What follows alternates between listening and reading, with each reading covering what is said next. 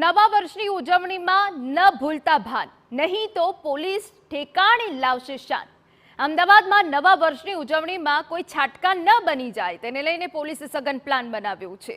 નવા વર્ષની ઉજવણીમાં અમુક સમયે લોકો નશાકારક પદાર્થોનું પણ સેવન કરતા હોય છે, જેને અટકાવવા પોલીસ સતર્ક બની છે। પોલીસ આખી રાત રસ્તા પર જોવા મળશે। છેલ્લા થોડા દિવસોથી અલગ અલગ વિસ્તારોમાં કોમ્બિંગ થઈ રહ્યું છે। પોલીસ દ્વારા લિસ્ટેડ બુટલેગરોને રોજે રોજ ચેક કરવામાં આવે છે, તેમજ પ્રોહિબિશન અંગે વધુમાં વધુ કેસ કરવામાં આવે છે।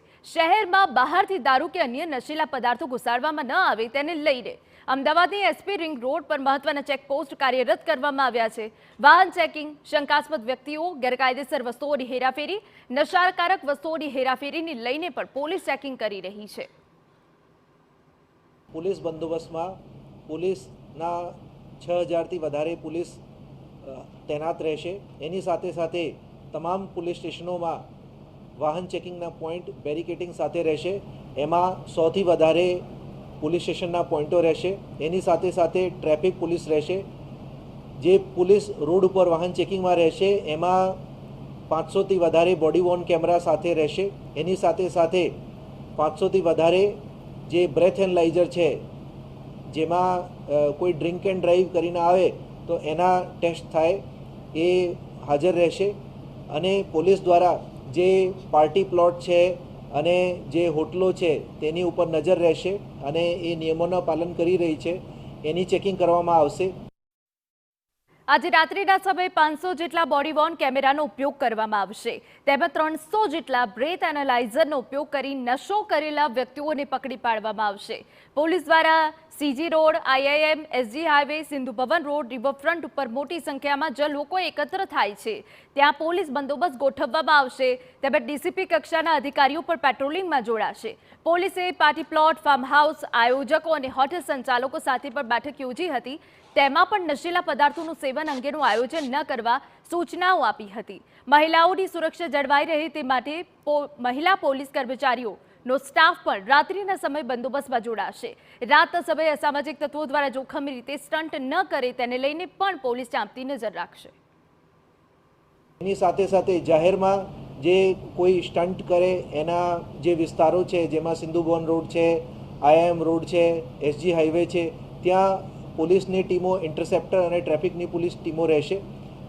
અને જ્યાં રાત્રે જે 12 વાગે જ્યાં ઉજવણી થાય છે અને ભીડભાડ થાય છે એ જગ્યા ઉપર પોલીસના બંદોબસ્ત રહેશે। એમાં સિંધુ ભવન રોડ છે, સીજી રોડ છે, એસજી હાઈવે છે, રિવરફ્રન્ટ છે, એમાં ડીસીપી કક્ષાના અધિકારીઓ પણ ત્યાં તૈનાત રહેશે અને ત્યાં ખાનગી કપડામાં પોલીસ રહેશે અને સી ટીમની પોલીસ પણ ત્યાં તૈનાત રહેશે।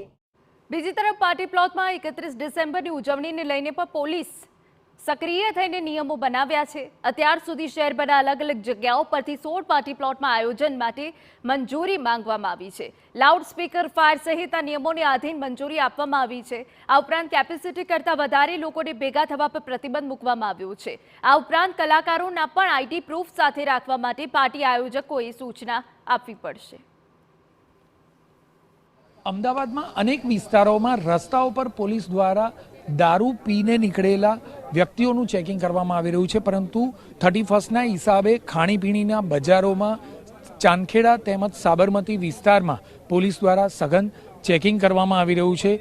તેમનું ટેસ્ટ કરવામાં આવી રહ્યો છે, જેથી કરીને તેઓએ કોઈપણ પ્રકારે વ્યસન કર્યું છે કે કેમ, ખાસ તો દારૂનું નશો કર્યો છે કે કેમ તેની તપાસ થઈ રહી છે। નીરજ બડગુજર સાહેબ છે, તેમની સાથે વાત કરીશું। કયા પ્રકારનું ચેકિંગ, કેટલી ટીમો બનાવવામાં આવી છે? જી, 31મી ડિસેમ્બરના બંદોબસ્તના તૈયારીના ભાગ સ્વરૂપે આજરોજ ચાંદખેડા અને સાબરમતી વિસ્તારમાં કોમ્બિંગના આયોજન કરવામાં આવેલ છે। આમાં પોલીસ અધિકારી અને કર્મચારી મળીને 150થી વધારે પોલીસ સ્ટાફ જોડાયા છે।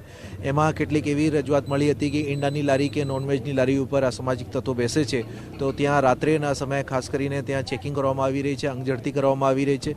એની સાથે સાથે ડ્રિંક કરેલું હોય તો એના માટે બ્રેથ એનાલાઇઝરથી એની ચેકિંગ કરવામાં આવી રહી છે। કેટલા પીઆઈ અને કેટલો સ્ટાફ તૈનાત કરવામાં આવ્યો છે? કેટલા વિસ્તારમાં ચેકિંગ કરવામાં આવી રહ્યું છે? અત્યારે જે ચાંદખેડા અને સાબરમતીનો મોટો વિસ્તાર છે એમાં એક એડિશનલ સીપી, એક ડીસીપી, એક એસીપી અને 15 પીએસઆઈ અને પીઆઈ જેટલા અધિકારીઓ અત્યારે જોડાયા છે। ટૂંકમાં કહીએ તો 31ના હિસાબે પોલીસે એક્શન પ્લાન તૈયાર કર્યો છે અને કોઈ પણ પ્રકારે નશો કરીને રસ્તા પર ફરતા અથવા તો અન્ય કોઈ પણ જગ્યા પર કોઈ પણ પ્રકારના તોફાન ન કરે તેવા વ્યક્તિઓ પર સકંજો કસવામાં આવ્યો છે.